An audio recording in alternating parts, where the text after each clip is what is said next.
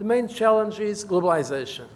I believe this globalization we have now is completely different from previous globalizing trends because the content, the speed, the scope, the depth, and also the level of actors are all different from other processes of internationalization that we had in the past, namely in terms of the first contact with different continents by the navigations, afterwards trade, industrialization. Now it's much more than that.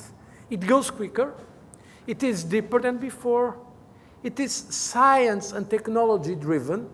It's not politically driven, in fact. Politicians are trying to react, but they are not leading. It's scientific and technology driven. This globalization does not respect borders or a simple delineation of different societies. It is a process by which trade, investment, technology, people, information, and culture all go global. Globalization is positive in terms of openness to others and other societies from my point of view. But it has also some negatives, or it can have some negatives, in terms of losing roots, losing attachments.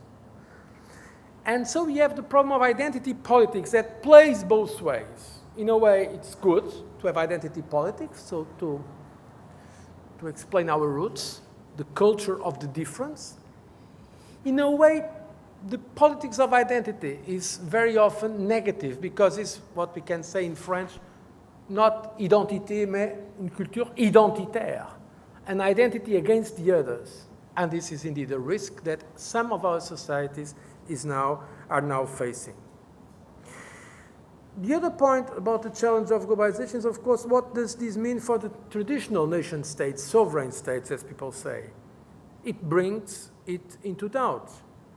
There are the typical challenges of globalization, from climate change to pandemics to capital movements, do not respect border posts. And so the powers, the traditional powers of the states are, of course, put in question.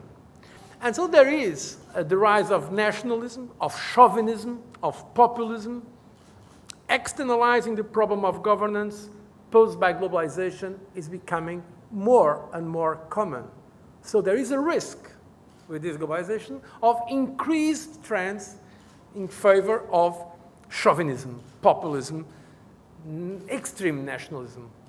So we have a situation where the mass media is bringing down sometimes the quality of information. In politics, you see much more simplistic slogans than, let's say, 20 years before.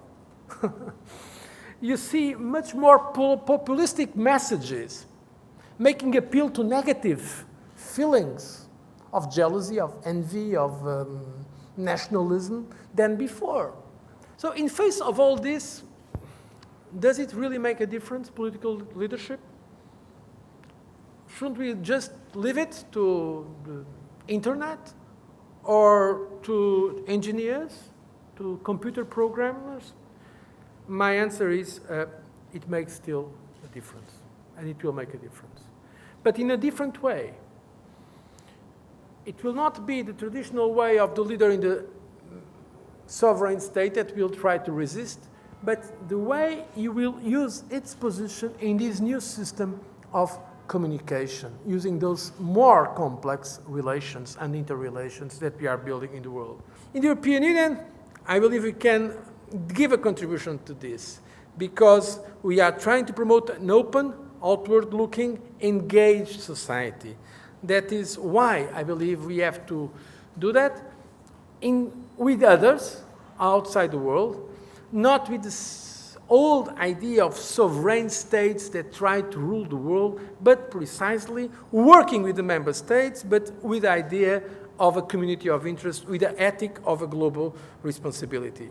So I believe we are in a position to do that and to give a contribution to the new principles of governance in this very exciting 21st century. Thank you for your attention.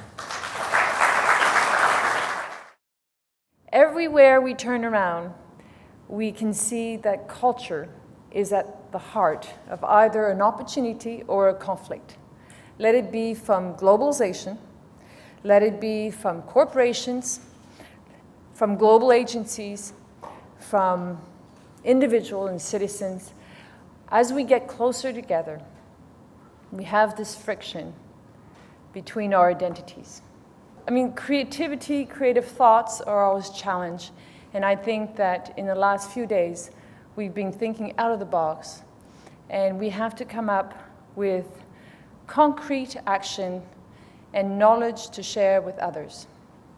We have as well acted upon and decided that we will be creating a global rule of law with David Boyce that will be heading that project to give more of a security, more confidence in investing in certain countries where people think that there is more risk. Nicholas Negroponte has a project that seems to be an extraordinary project, which is based on give one, get one. We believe that if you have a computer where you can put content and educate people, I think that is a marvelous project that he just announced at our summit. We were pleased to inform all our groups and all the networks of that project, and we will support him in his work. We need to look at the internet very closely and to see how we can reach out to millions and millions and millions to have a better understanding of the creative development of the child and to encourage content related to that, and as well cultural understanding. We're getting closer and closer together. We want to know what our neighbor looks like, and he needs to understand us. And that is crucial, crucial. Media. I think that in a lot of our work, we are going to take the opportunity of what the internet gives to us by bringing communities, like Jimmy Wales has done with Wikipedia, but bringing communities to do policy change.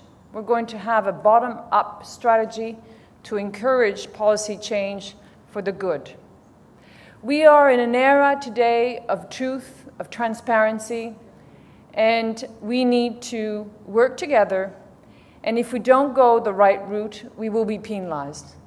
We have weapons of mass destruction, like bioweapons, that are going to be accessible, and the scientists can talk about this in great length. We have threats in front of us. Usually you don't want to do good because you have threats, you want to do good because you're a good person. But in this case, we need to make sure that we do what is right. We have an opportunity to do it today and for tomorrow. We spoke a little bit about climate change. I believe that through footprint tax, to citizens, taxing citizens for their footprint, taxing corporations for their footprint, and taxing nations is one way to go. I want to thank you all for coming to the second Global Creative Leadership Summit, and I certainly want to thank the United Nations and Amir Dossal particularly for all their efforts and all their support, because we can only do it all together. Thank you.